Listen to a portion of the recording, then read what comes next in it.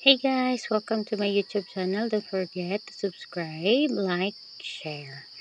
And guys, for today's video, mag-recover po tayo ng ating account sa Palawan Pay. So since mag-recover tayo, i-click po natin yung recover account. So as makikita po natin dito sa Palawan Pay, ito po yung makikita natin pag mag-create po tayo, since meron na tayo dito na so, let's check. If mag-create tayo, ito yung makikita natin. Okay. So, i-allow lang natin lahat ito. Allow. Okay. So, yan po makikita natin pag nag-create. But since hindi tayo mag-create, so, i-click natin wrong yung recovery. And makareceive po tayo ng OTP dyan. So, receive po yan and input po natin. And after input, so, change password successfully na.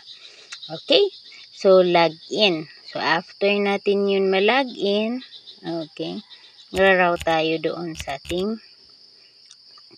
so, input natin siya. And after natin ma-input dyan, click natin, log in natin.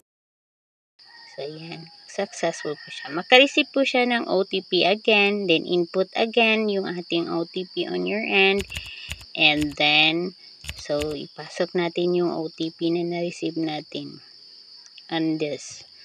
And then, pagkatapos po dyan, mag-create po siya ng a quick pin. So, yung quick pin po natin dito is pwede bago and mag-generate siya agad-agad. So, yan po, ibig sabihin, successful po yung ating pag-recover ng ating account. And then, pagkatapos po natin malagay ng quick pin, ito yung papasok. So, yung mga ads po ng Palawan Pay yung makikita natin. And after that, guys, doon na natin ma-enjoy yung services ng Palawan Pay.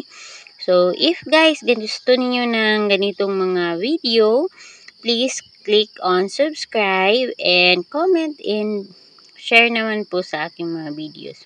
Maraming salamat po. Bye-bye!